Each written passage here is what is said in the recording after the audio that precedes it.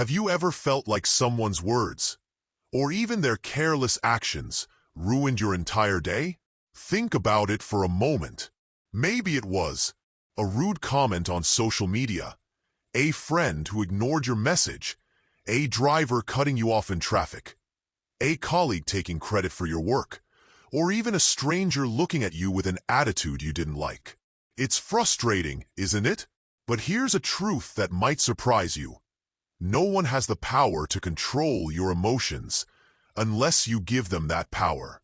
Imagine moving through life with a calm so deep that no insult, no inconvenience, no criticism could shake you.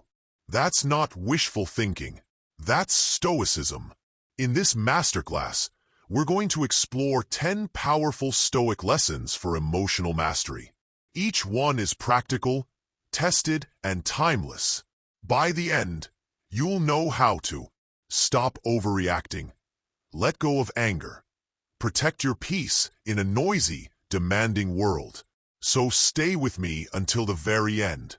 This may just change the way you live forever. Let's begin. Stick with me until the very end of this video, because every single lesson builds on the last, and by the time we're done, you'll have a complete roadmap to emotional mastery.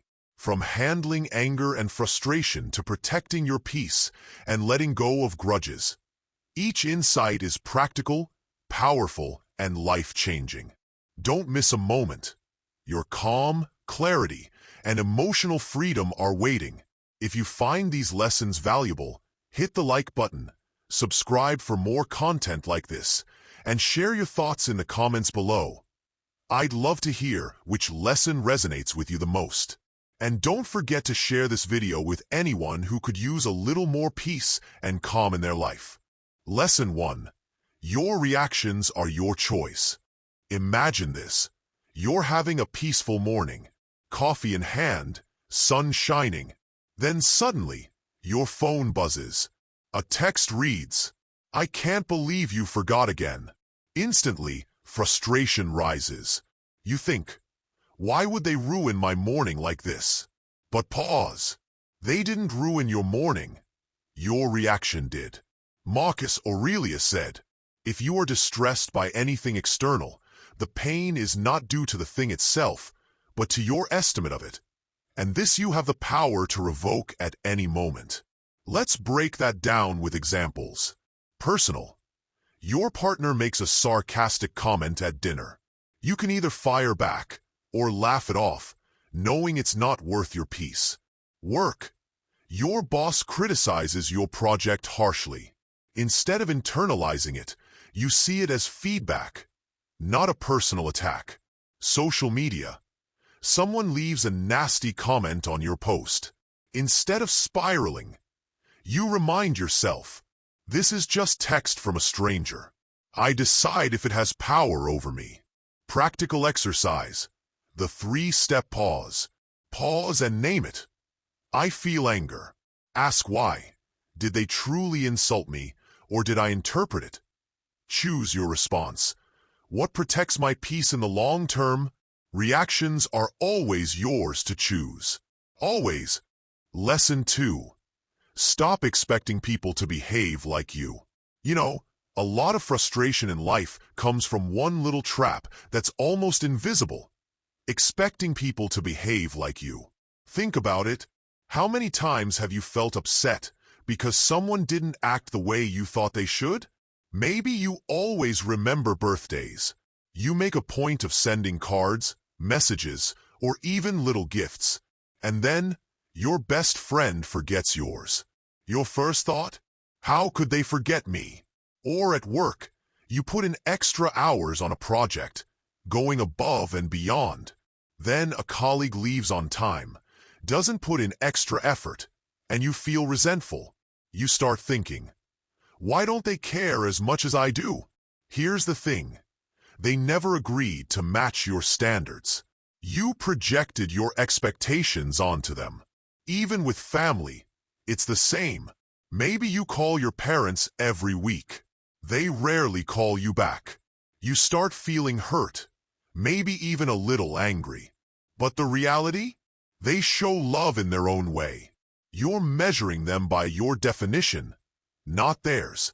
Seneca said it beautifully. We are more often angry at our friends than our enemies, because we expect more of them. Here's a story that might resonate. Here is an illustrative story. A man gets frustrated because his roommate never does the dishes. Every time he comes home, he sees a sink full of dirty plates and thinks, "How lazy can someone be?" After months of annoyance, he finally talks to his roommate. Not to scold, but to understand. Turns out, his roommate grew up in a house where everyone left dishes in the sink until the end of the week. They didn't even see it as a problem. Once he stopped expecting his roommate to behave like him, the anger melted. He still didn't love the dirty dishes, but he didn't carry resentment anymore. Exercise for you. Next time someone frustrates you, pause and ask, was I expecting them to act like me? Did they ever agree to that expectation? When you drop unrealistic expectations, half your disappointments simply disappear. And the peace that remains, that's emotional freedom. Lesson 3. Let go of the need to always be right. Here's a truth we all struggle with. Most arguments aren't about truth. They're about ego. Think about your last disagreement. Maybe it was small. Maybe it was big. How often did you feel that compulsion to be right, even when the other person's perspective was just different? Let's break it down. Relationships. Your partner says a movie came out in 2005. You're sure it was 2006.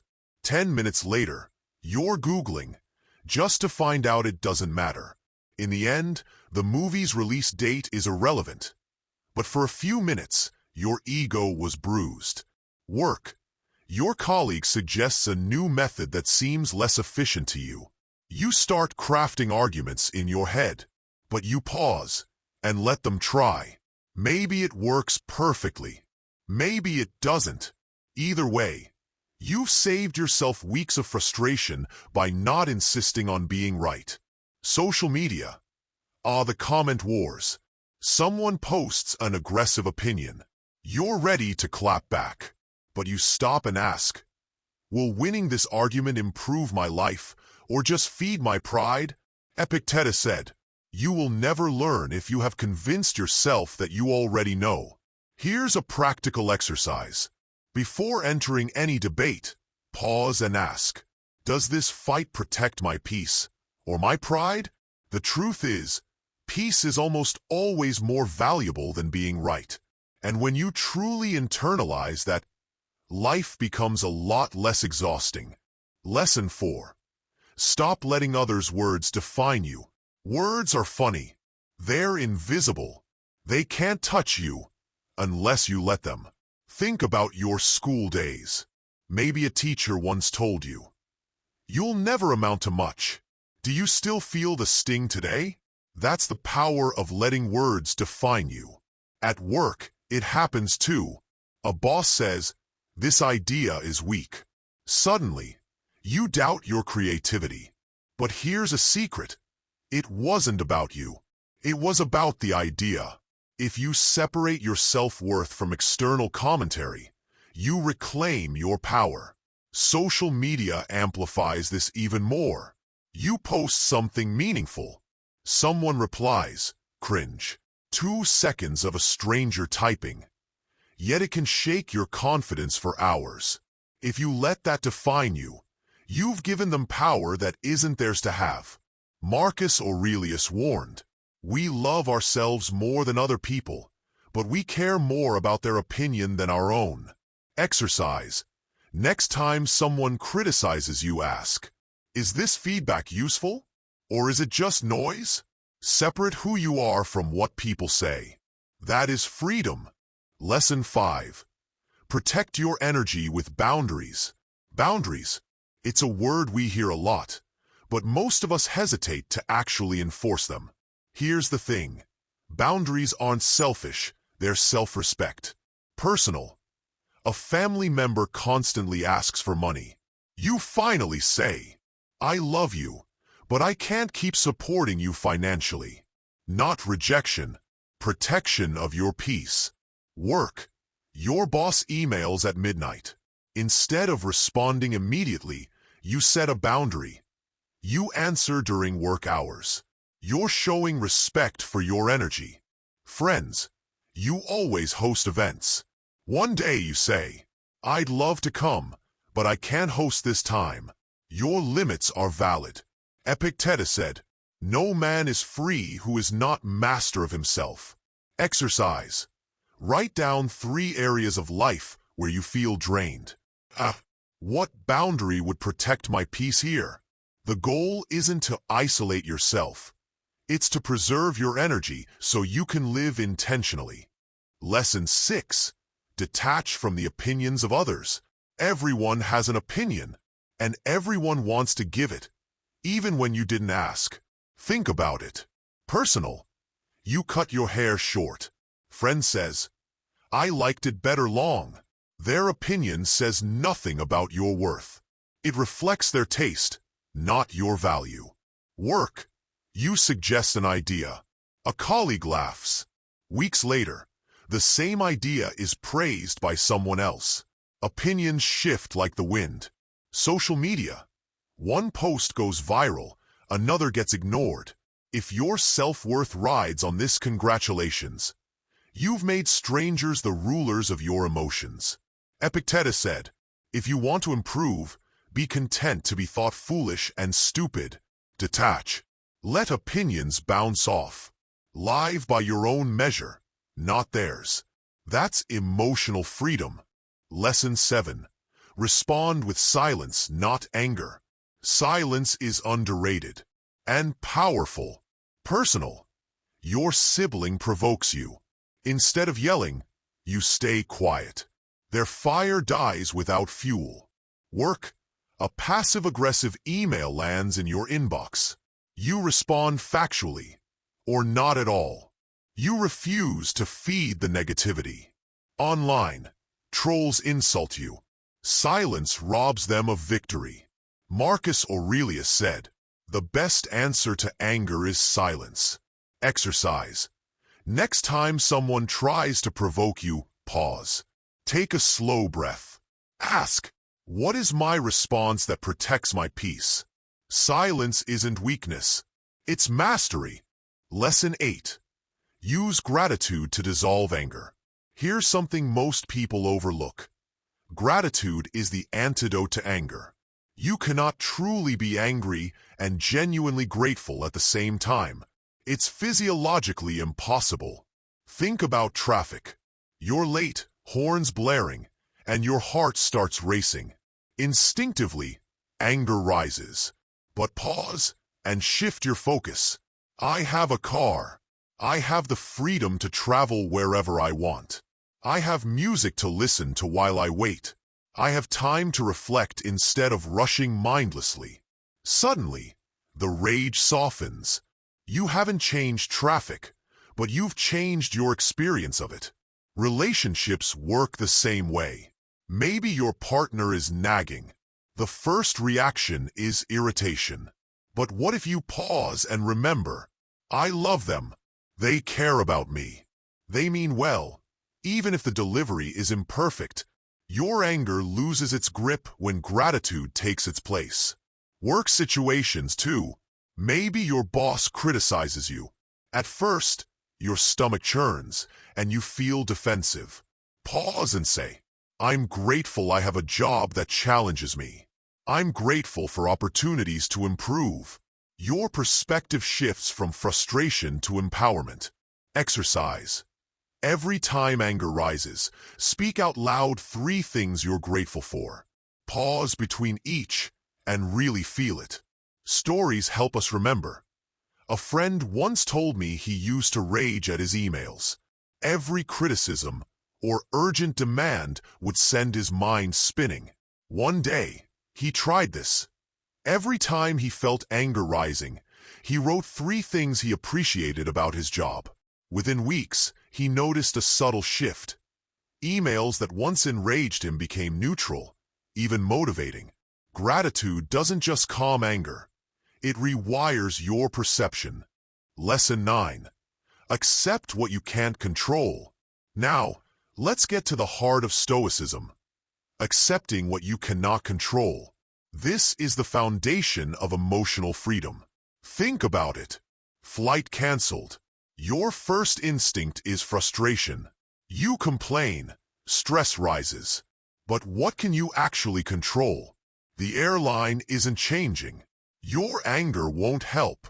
What can you control? How you spend the extra time. Maybe you read, reflect, or call someone you care about. Job rejection. You can't control the employer's choice, but you can improve your skills, refine your resume, and network. Your energy shifts from resentment to productive action. Rain ruins your outdoor plans. You can't stop the weather, but you can choose how you respond. Maybe you cozy up indoors, read a book, or enjoy the sound of rain. Your reaction determines your experience. Epictetus taught, some things are in our control, and others not. Here's a story. A young professional spent months worrying about a promotion. He checked emails obsessively, replayed conversations, and lost sleep. When he finally accepted that the decision was out of his hands, his anxiety dissolved. He focused instead on improving his skills and building relationships at work. The promotion eventually came, but more importantly, he had regained peace months before the outcome. Exercise. The next time frustration arises, ask yourself, is this within my control? Where should I direct my energy instead? Acceptance doesn't mean inaction. It means choosing your battles wisely and refusing to waste energy on the uncontrollable. Lesson 10. Practice forgiveness and let go of grudges. Finally, we come to one of the most liberating Stoic lessons. Forgiveness. Holding on to anger and resentment is like carrying a hot coal. You're the one getting burned. Think about this. Personal betrayal. A friend hurt you years ago. You cut ties, but the memory lingers. Who suffers most? You do. Every time you replay the event, you feel the pain anew. Work humiliation. A colleague embarrassed you in front of others. Years later, bitterness remains, while they've completely forgotten. Holding on to it only prolongs your suffering. Family wounds.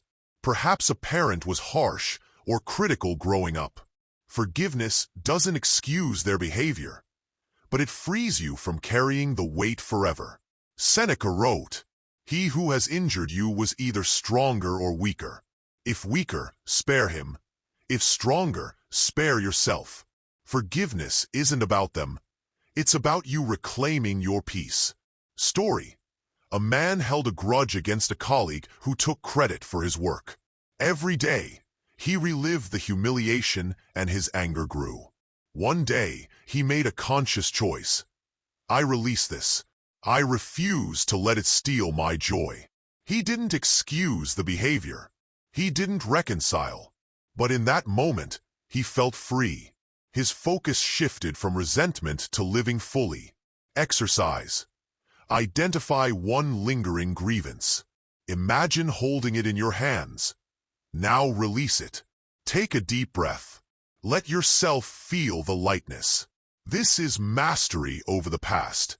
This is peace in the present. This is emotional freedom. As we've explored today, emotional mastery isn't about controlling the world around you. It's about mastering yourself. Your reactions are yours to choose. People will act differently than you expect. Disagreements will arise. Words will sting, and situations will frustrate you. But none of these have to disturb your inner peace. Through the timeless wisdom of Stoicism, you've learned how to pause, reflect, let go of pride, detach from opinions, set boundaries, practice gratitude, accept what's beyond your control, and even forgive. Imagine walking through life with this calm, resilient mindset, where insults bounce off, challenges become lessons, and every moment is lived with clarity and serenity. The power isn't in changing others, It's in choosing your response. So the next time anger or irritation rises, pause, breathe. And remember, you are the master of your mind, your emotions, and ultimately your life. This is the essence of emotional freedom, and it's available to you now, in every moment. Thank you for watching this deep dive into emotional mastery and Stoicism. I hope these lessons help you protect your peace, manage your anger, and live with clarity and calm every single day. If you found value in this video, make sure to hit the subscribe button so you don't miss future content that will help you grow emotionally and mentally. I'd also love to hear from you. Share your thoughts, experiences, or questions in the comments below. What Stoic lesson resonated with you the most? How do you stay calm in challenging situations? Your insights might help someone else on their journey too. Remember, this is a community of learning and growth. So let's support each other and continue building emotional freedom together.